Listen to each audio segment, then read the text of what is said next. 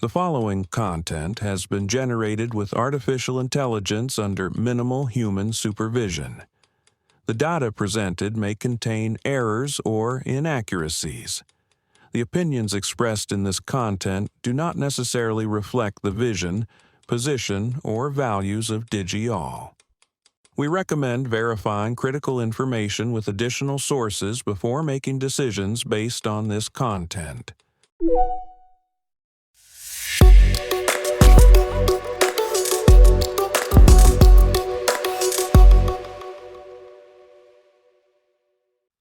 Welcome to Digi-all Tech News. Today is Sunday, January 18th, 2026. I'm Kylie Brooks, and this is where technology becomes clear and engaging.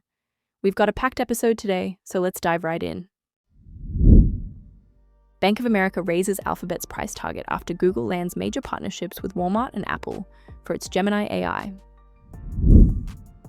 The European Space Agency suffers a massive cyber attack with hundreds of gigabytes of sensitive data leaked onto the dark web.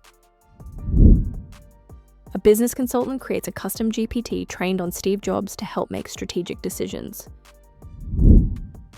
Self-driving cars offer key lessons on how to build trust between humans and physical AI systems.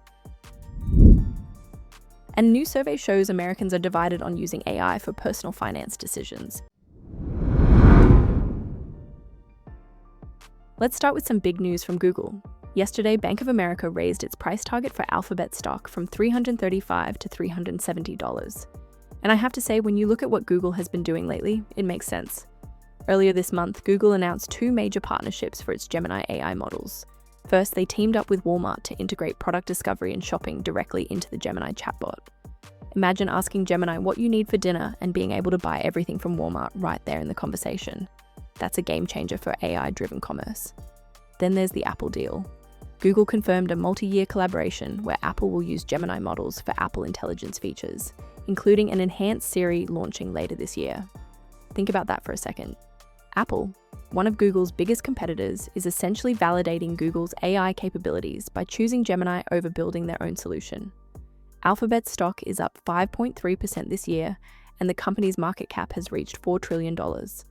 Analysts see these partnerships as proof that Gemini has real traction, and they're betting on significant AI monetization ahead.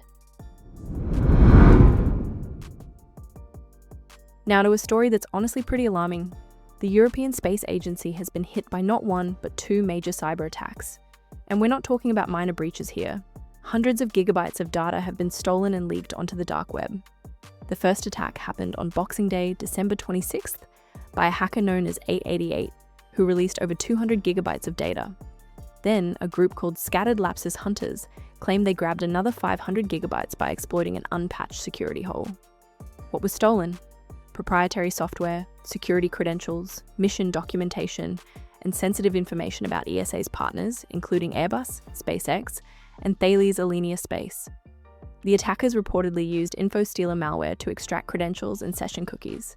ESA says there's no immediate threat from the stolen material, but security experts warn that aggregated leaks like this could provide a roadmap for future, more targeted attacks. ESA has launched a criminal investigation and is working with authorities. This is a wake-up call for the space sector, which is becoming an increasingly attractive target for hackers. Alright, this next story is fascinating. Earlier this week, Business Insider featured Yesim Seydan, a branding consultant based in the Netherlands who has built an entire AI team to run her business. And one of her most interesting creations is a custom GPT trained to think like Steve Jobs. She fed the model 40 hours of video transcripts, PDFs, and other materials about Jobs' approach to creativity, innovation, and strategic decision-making. Now she uses it as a virtual mentor whenever she faces tough business decisions. But that's not all. Seydan has created over 17 custom GPTs, each specialized for a different task. She's got GPTs modeled on Dan Kennedy and Elon Musk as well. What I find really interesting is her approach to getting honest feedback. She uses rating scales from 1 to 10 and puts each response through 3 to 5 refinement rounds specifically because AI tends to be too agreeable otherwise. She describes AI as both thrilling and terrifying. Tools like Notebook LM make her worry about human obsolescence and job losses. But at the same time, she sees AI as an irreplaceable brain extension when paired with human insight. It's a perspective many of us can probably relate to. The World Economic Forum published an interesting piece today about physical AI and what self-driving cars can teach us about building trust with machines that share our physical spaces. Think about it. We're entering an era where autonomous vehicles, delivery robots, and home robots will be everywhere. The benefits are huge: safer roads, cleaner air, more free time, and better access to transportation for people who currently lack it. But none of that happens if people don't trust these systems. The article highlights two types of dialogue that are essential. First, dialogue among humans. Developers, regulators, emergency responders, disability advocates, and communities all need to be part of the conversation. We need transparency and safety data, scenario-based testing, and independent validation. Second, dialogue between people and AI. New advances in vision language models and natural language interfaces mean these systems can now explain their actions. A self-driving car can tell you it's slowing down because there's a cyclist ahead. That kind of communication builds trust. The key takeaway? Trust isn't given freely. It's earned through demonstrated utility, reliability, and transparency. And that applies to all physical AI, not just cars. Finally, let's talk about AI and your money. A new survey from NerdWallet conducted by Harris Poll shows Americans are pretty split on whether AI will help or hurt their personal finances. Just 48% believe AI will have a positive impact, while 52% disagree.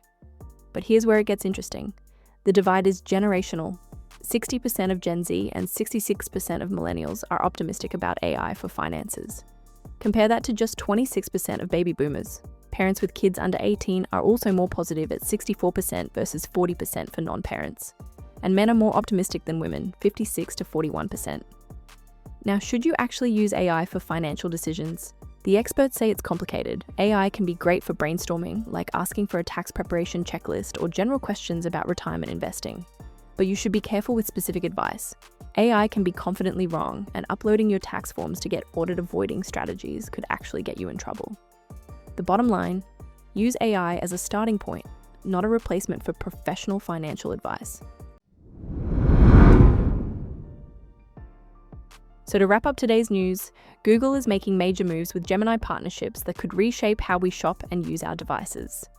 The European Space Agency is dealing with a serious cybersecurity crisis. Creative entrepreneurs are finding new ways to leverage AI as virtual mentors. The conversation around trusting physical AI is heating up. And when it comes to your money, AI might help, but don't hand over the keys just yet. We'll be following all these stories and bringing you updates as they develop.